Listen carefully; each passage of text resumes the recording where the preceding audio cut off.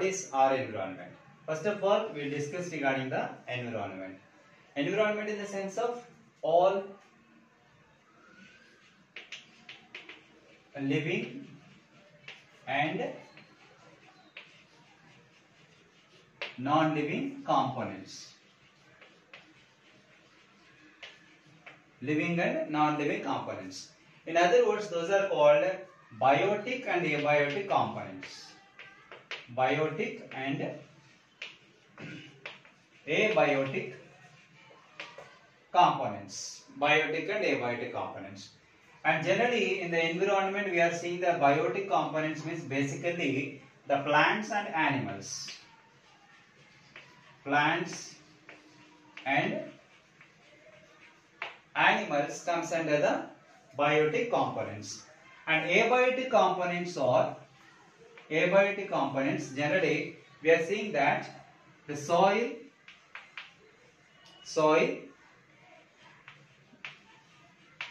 water and sunlight. Soil, water, sunlight we can consider as a abiotic components or non-living components. And whatever the environment we are taking, these are the factors are very common. And these factors are usually they dependent on each other, interdependent. And in other words, these organisms are interlinked.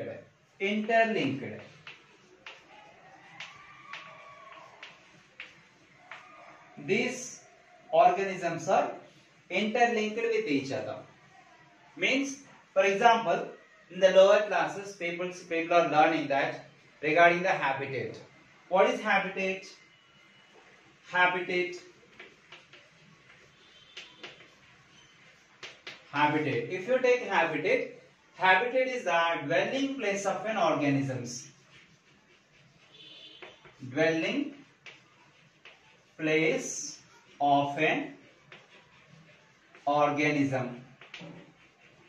Dwelling place of an organism in the sense of the place which provides the shelter as well as the food for the organism is called a dwelling place of an organism, right? And if you take a tree, as a habitat, most probably the birds and insects and so many other organisms also taking shelter on the trees itself. Means that the tree is providing the food as well as the shelter to the many of the organisms. For example, if you take a bird, the tree is providing shelter as well as the food for the bird. Means bird is getting all the requirements or needs from the tree itself. So tree is considered as a habitat, right? And habitat is a constricted word. We cannot explain all the organisms in the particular area. So that a little extension of the habitat is nothing but ecosystem.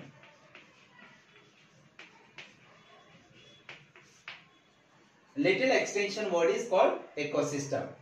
Means ecosystem is a word, we know that A.G. Tansley has denoted this word from the word ecological system, and which gives a ecosystem nothing but it shows the relation between the organisms and their environment and how organisms are interlinked with their environment. For example, if you take a pond as an ecosystem,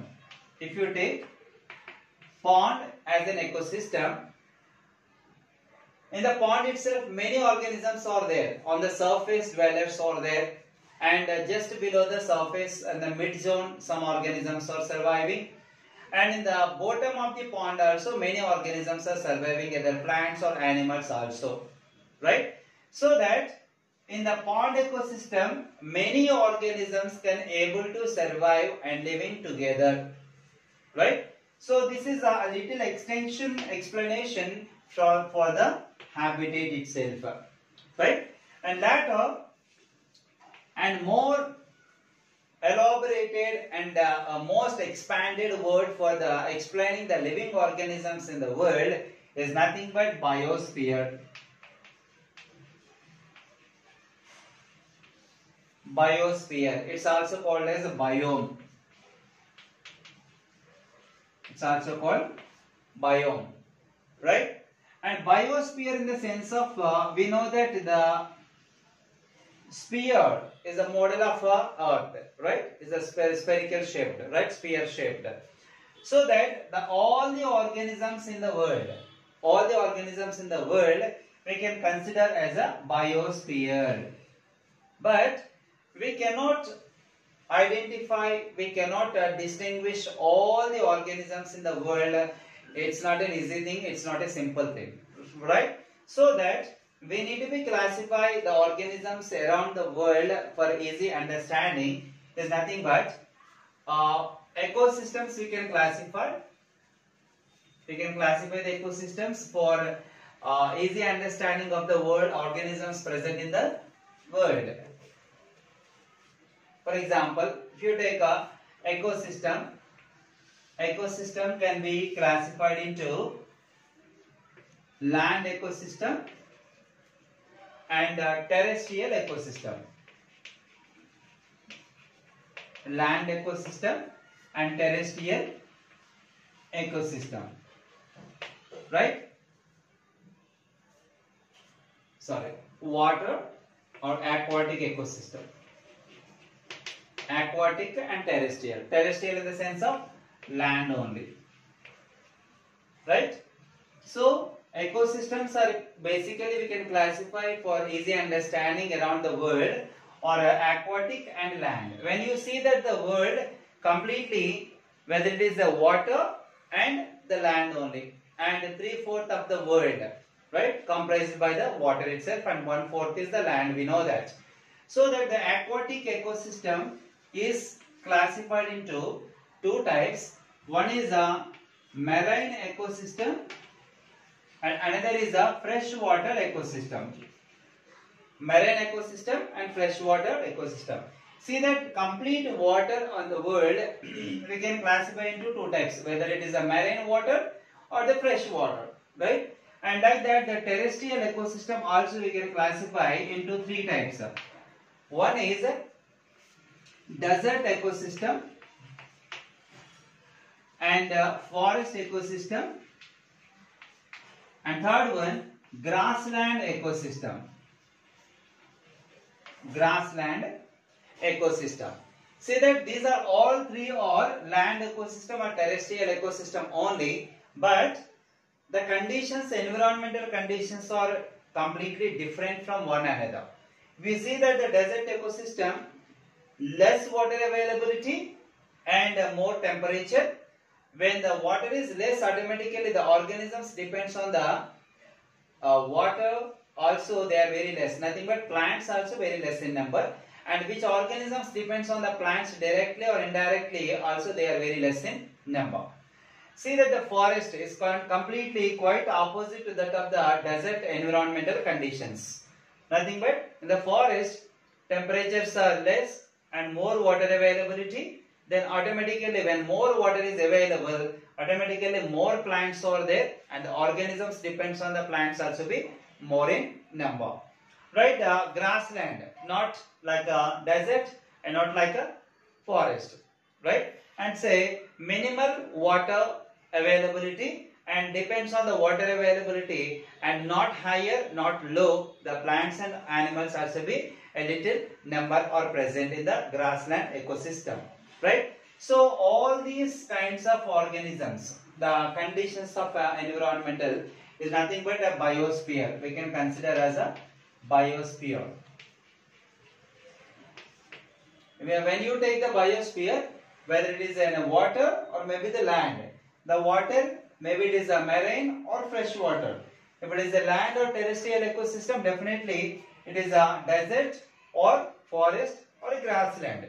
So any ecosystem if you are taking on the world itself, maybe that belongs to any one of these land or any one of these aquatic ecosystems.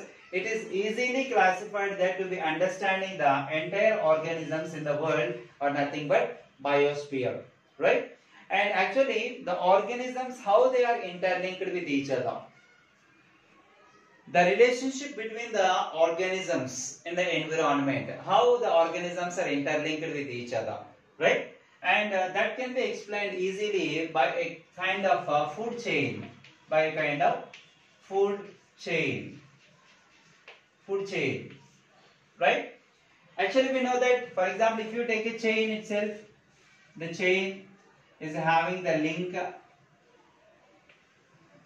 This is the chain. This is the chain of iron or maybe silver or a gold or something else. For example, if you take a chain, right? In a piece of chain, we can find some rings are there, and rings are interconnected with each other. Right? In the same way, the organisms in the environment are also interconnected.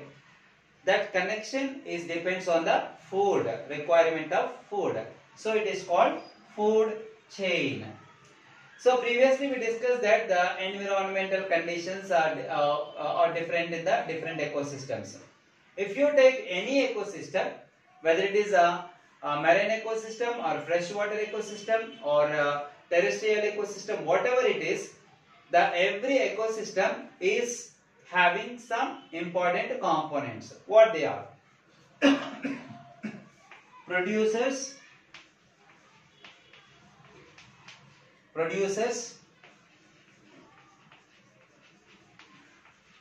consumers, and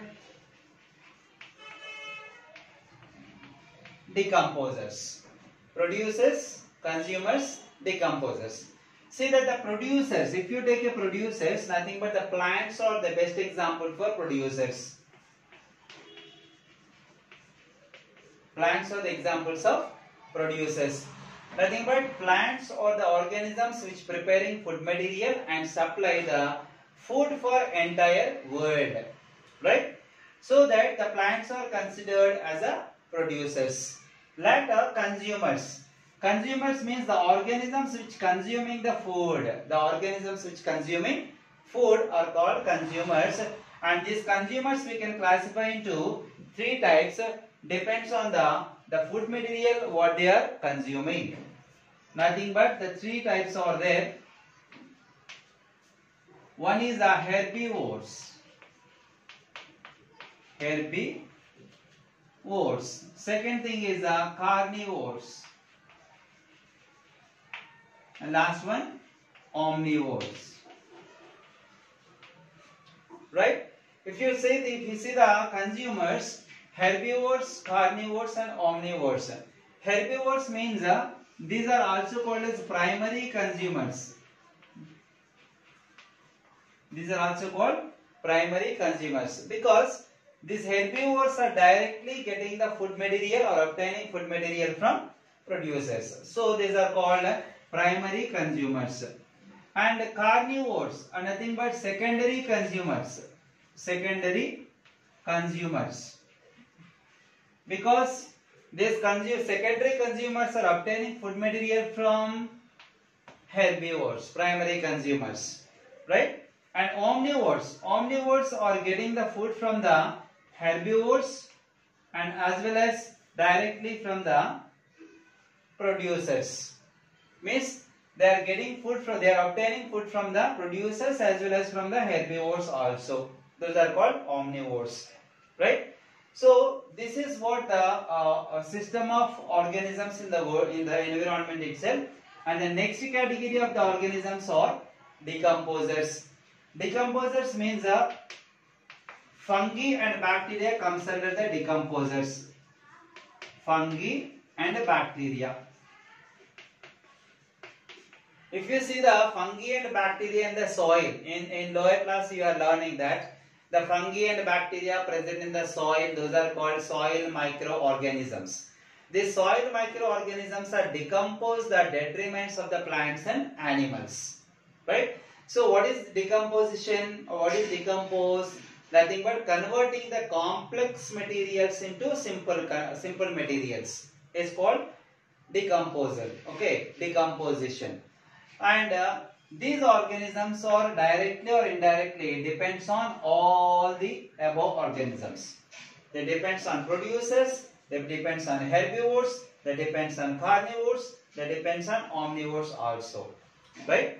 And one point here, producers are the organisms which providing food for the entire consumers. Why? Because herbivores are directly depends on producers, the carnivores are indirectly depends on producers, and omnivores are directly and indirectly also depends on the producers. So that basically producers are the only reason and only cause for producing the food material to the entire consumers and also to the decomposers, right? And this relation we can easily explain by a food chain.